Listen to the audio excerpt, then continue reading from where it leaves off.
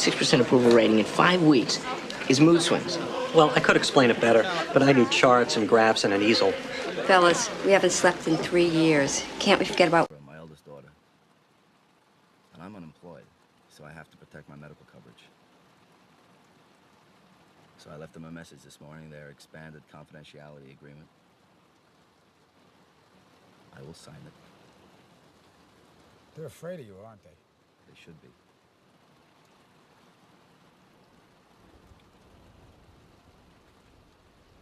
Well, talk to me outside the zone of your agreement.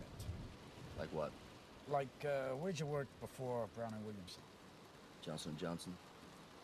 Union Carbide in Japan. I was the general manager and director of new products. I speak Japanese. And I was the director of corporate development at Pfizer. All health-related. What else outside the zone? I don't know. You think the Knicks are going to make it to the semifinals?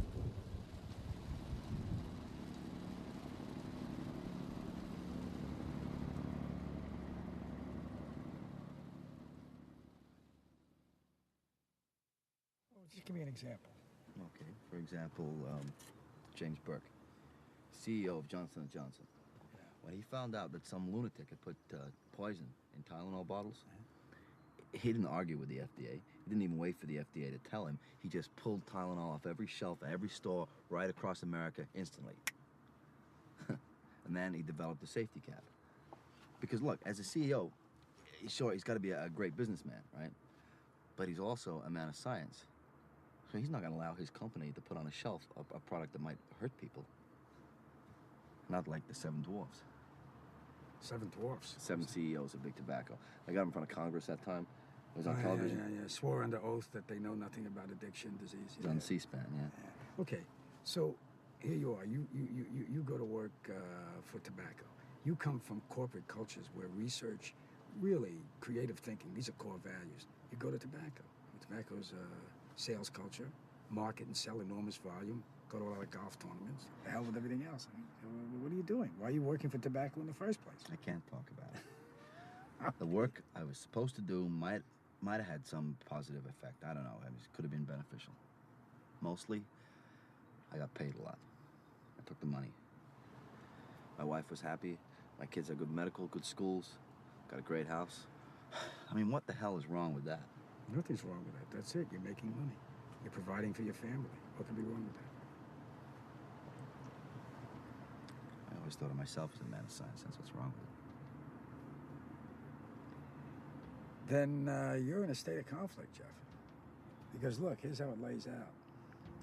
If you got vital insider stuff the American people for their welfare really do need to know, and you feel impelled to disclose it and violate your agreement in doing so, that's one thing.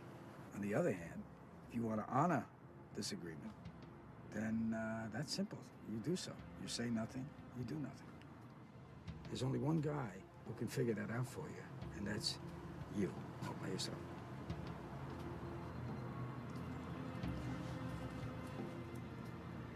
I gotta go pick up the girls. I only had half a day.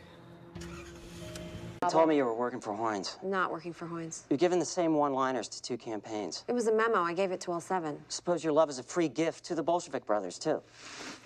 Did you see the gender gap in the last election? Probably not, because there pretty much wasn't one. Yeah, and since chicks really dig plagiarism, this will help. Security's the new women's issue. It's why we're losing all these races. People are scared, and Democrats sound like a bunch of think tank hair twirlers. So you pick a candidate and you help him. That's how this works. And if that candidate doesn't win? What do you want, a 90-day warranty? I want every candidate to be able to take the Republicans in. You don't give a damn about the candidates. You want... the whole party to be stronger, that's right.